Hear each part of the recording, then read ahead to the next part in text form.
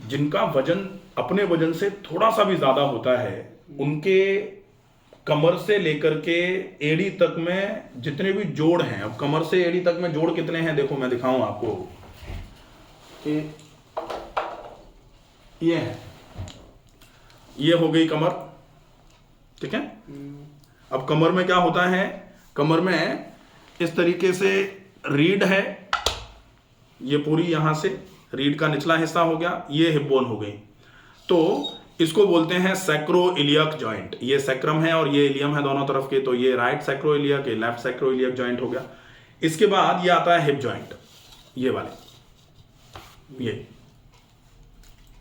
तो वजन ज्यादा जब होगा तो सबसे पहले तो कमर में ही दर्द हो जाएगा। कमर में दर्द जब रहेगा तो सैक्रोइलियक जॉइंट पर होते हुए वो कभी कभी प्रेशर ज्यादा जब पड़ता है तो हिप जॉइंट पे प्रेशर आ जाएगा।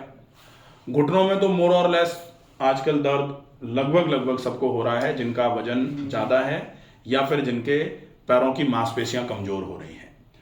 अब हम आते हैं यहां पर एड़ी, तो एड़ी के ऊपर टखना है, टखने में ही दर्द होना चालू हो जाता है, टखने में सूजन आ जाती है। और जनरली ज्यादा वजन वाले थोड़ा बहुत भी चलने फिरने में पैर मोच गया या लचक गया, हील पहन के चल रहे हैं, जैसे लेडीज जो हैं, गर्ल्स जो हैं, वो हील पहन के चलती हैं, थोड़ा सा भी पैर में हो गया तो वो रिवर्सिबल एंकल स्प्रेन हो जाता है। थोड़ा भी अगर हल्का सा ज्यादा चल दोगे पैर में सूजन आ जाएगी टखने में, वो हो गया। अब बात आती है जो आपको प्रॉब्लम है, वो है हील पेन।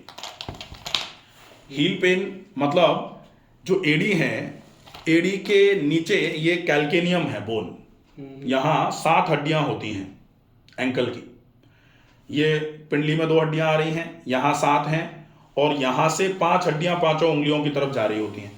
ये जो कैल्केनियम बोन है, इस कैल्केनियम बोन के नीचे एक गद्दी होती है।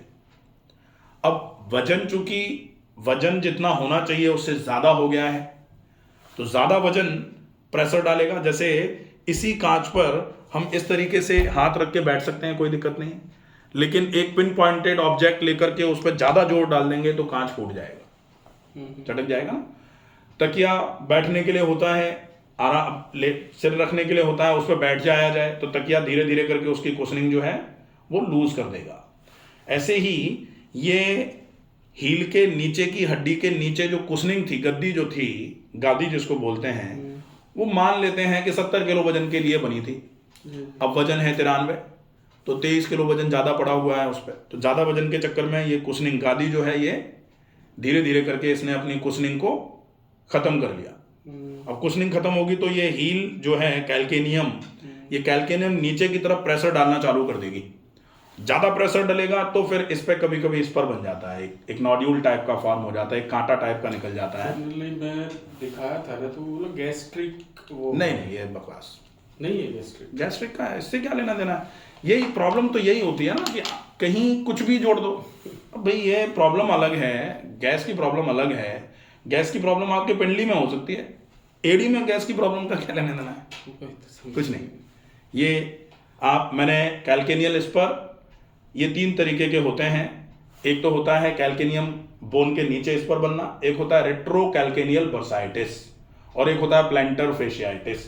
तो वेट जिनका ज्यादा होता है उनको प्लैंटर फेशियाइटिस, पूरे के पूरे तलवे के नीचे ये जो हिस्सा है, इस पूरे हिस्से के नीचे जो कुशनिंग है वो खराब हो जाती है, उनमें इन्फ्लेमेशन, सूजन आ जाती है, तो इसको बोलते हैं प्लैंटर फेशिया।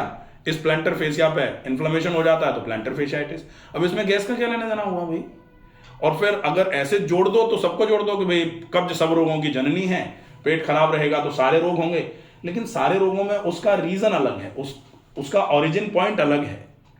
तो उसको ट्रीट अगर करना है, अब ट्रीटमेंट की बात करी जाए कि इसको ट्रीट कैसे कर सकते हो। सबसे पहला ट्रीटमेंट तो यह है कि आप अपने वेट को कम करो। तो वॉक करोगे तभी तो। अब वॉक करोगे, अब ये जरूर है कि वॉक में मैं जनरली बोलता हूं कि टहलना अगर आपको है तो आपको इतना जरूर ध्यान रखना पड़ेगा कि आपके कमर में दर्द नहीं होना चाहिए, आपके घुटनों में दर्द नहीं होना चाहिए, आपके एड़ियों में दर्द नहीं होना चाहिए। नहीं तो पता लगे टहल के वजन तो बाद में कम होगा, इस दर्द को आप इतना बढ़ा लोगे कि इमरजेंसी आ जाएगी जी। तो फिर आपका टहलने का ऑप्शन जो है ना वो ज्यादा नहीं है। फिर आप सीधे लेट करके एक्सरसाइजेस कर सकते हो। अब सीधे लेट के एक्सरसाइजेस कौन सी कर सकते हो, जिसमें एडी पर, घुटने पर, हिप जॉइंट पर प्रेशर नहीं आए। तो आप पैर को उठा लो, अल्टरनेट लेग रेज, आप सर्कल्स बना लो, आप साइकिल चला लो। तो ये आपके लिए बहुत इफेक्टिव एक्सरसाइजेस के तरीके से काम करेंगी। तो ये एक्सरसाइजेज आप ज़्यादा देर के लिए कर लो। इससे वेट भी कम होगा, इससे ऑक्सीजन सेचुरेशन भी बढ़ेगा, आपका श्वास की श्वसन की दर बढ़ेगी, आपका वजन भी कम होगा, आपके एड़ियों पर वेट नहीं पड़ेगा तो वो खराब होने से बच जाएंगी। और वजन चूंकि 15 दिन 20 दिन महीने भर में कम हो जाएगा तो प्रेशर कम पड़ेगा, धीरे धीरे करके वहाँ रिजनरेशन होना चालू हो जाएगा, वो ठीक होना चालू हो जाएंगे। तो एक चीज़ आ गई। दूसरे नंबर पर गुनगुने पानी में पैर रखने के लिए जो आपकी समस्या के लिए बोला है वो इसमें और इफेक्टिव हो जाएगा। तो हल्के गुनगुने पानी में 10-15 मिनट के लिए रोज रात को सोने के पहले पैर रख लो, बहुत इफेक्टिव ट्रीटमेंट है। इसके लिए स्पेसिफिक एक्सरसाइजेज होती हैं और वो एक्सरसाइजेज हैं एंकल एक्सरसाइजेज, हील पेन के लिए एक्सरसाइजेज। तो लगभग 14-15 एक्सरसाइजेज का पूरा एक सेट है। तो आप एक्सरसाइजेज में देखेंगे heal pen exercises by doctor Ramakant Sharma, पूरा वीडियो मिल जाएगा आपको। आप उस एक्सरसाइजेस के सेट को जरूर करना चालू कर दो। ये ध्यान रखो कि कैसे भी करके शूज जो हैं वो हार्ड सोल के आपको नहीं पहनने हैं। जनरली लोग तो ये भी कह देंगे कि एक्यूप्रेशर की चप्पल पहन लो, उससे सही हो जाएगा। अब पहले से वहां कुशनिंग खत्म हुई पड़ी है, वहां एक्यूप्रेशर का और पिन पॉइंटेड ऑब्जेक्ट अगर आप लगा दोगे तो वो इस समस्या को 4 गुना बढ़ा देगा। तो आप वो नहीं कर सकते। आप अगर चाहें तो शूज में सिलिकॉन इंसोल्स डाल सकते हो। स्पोर्ट्स शूज पहनो, स्पोर्ट्स शूज में सिलिकॉन इंसोल्स डाल दो, या फॉर्मल भी अगर आप पहन रहे हो तो उसमें भी आप सिलिकॉन इंसोल आता है। सिलिकॉन की जेली जो है ना, जो आपकी गादी घिस गई है, वैसी ही आर्टिफिशियल गादी होती है सिलिकॉन। तो सिलिकॉन को उस तरीके से डिजाइन किया गया है कि वो आपके हील के एरिया में हील कफ के रूप में आ जाएगी।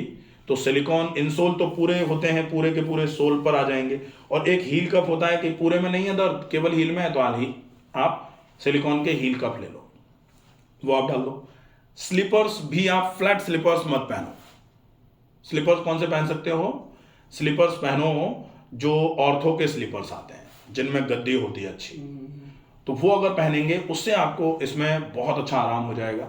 नेचुरल ट्रीटमेंट अगर जैसे आप चाहें कि कुछ नेचुरल ट्रीटमेंट करना है हमको, तो एलोवेरा, ग्वारपाठा जो आता है ना, तो ग्वारपाठा के पत्ते को लिया, बीच में से उसको इस तरीके से चाकू से काट लिया, ठीक है, तो वो ऐसे फैल जाएगा। इधर भी गूदा है, इधर भी गूदा है, उस पर आप थोड़ी सी हल्दी मिला दो, आमी हल्दी मिल जाए तो ज़्यादा अच्छा है, वो डाल दी और उसको तवे पर रख करके सेक दो, गर्म हो जाएगा। जब वो गर्म हो जाए तो उसको एड़ी पर इस तरीके से लगाओ जिस जगह पर सबसे ज़्यादा दर्द है वहाँ पर वो हल्दी वाला और गूदे वाला पार्ट लग जाए, और उसके ऊपर से आप एक ऊनी कपड़ा, पहले सूती कपड़ा और ऊपर से ऊनी लपेट से उसको लपेट दो। तो ये आप रात को सोने के पहले कर सकते हो रेगुलर, ये बहुत अच्छा रहेगा। एक्सरसाइजेज अगर जैसे संभव हो जाए ना तो दिन में 2 बार, या संभव हो जाए तो 3 बार कर लो। अगर एक्सरसाइजेज अच्छे तरीके से कर ली तो वहाँ जो गादी आपकी घिस गई है वो दोबारा से, जैसे जब डंबल कोई करता है ना तो ये बाइसेप बन जाती है, ऐसे करके करते हैं तो ट्राइसेप बन जाती है। तो बन जाती है का मतलब क्या है? मसल बैली जो है वो फूल जाती है ड्यू टू एक्सरसाइजेज। तो आप अगर यहाँ एक्सरसाइज करोगे तो ये वाली गादी जो घिस गई है, सूख गई है, वो दोबारा से बनना चालू हो जाएगी, बढ़िया हो जाएगा, ठीक है। तो ये परमानेंट ट्रीटमेंट है। ये जो ड्रामेबाजी है ना, इसमें नहीं फंसना चाहिए कि भाई अब ऐसे तो फिर पता लगे कि दर्द आपके गर्दन में हो रहा है। अब गर्दन का दर्द भी सर्वाइकल होता है और इसको गैस्ट्रोजेनिक भी बोलते हैं कि भाई गैस की वजह से भी गर्दन में दर्द होता है। तो गैस का ट्रीटमेंट करना जरूर है, लेकिन यहाँ भी तो जो वीकनेस आ रही है मसल की उसको ठीक करना पड़ेगा ना। तो प्रॉपर तरीके से रूट कॉज का ट्रीटमेंट करेंगे तो फिर बीमारी परमानेंट ठीक होगी, अदरवाइज तो फिर तो ऐसे परेशान होते रहेंगे, फिर दिक्कत रह जाएगी, ठीक है। ठीक है।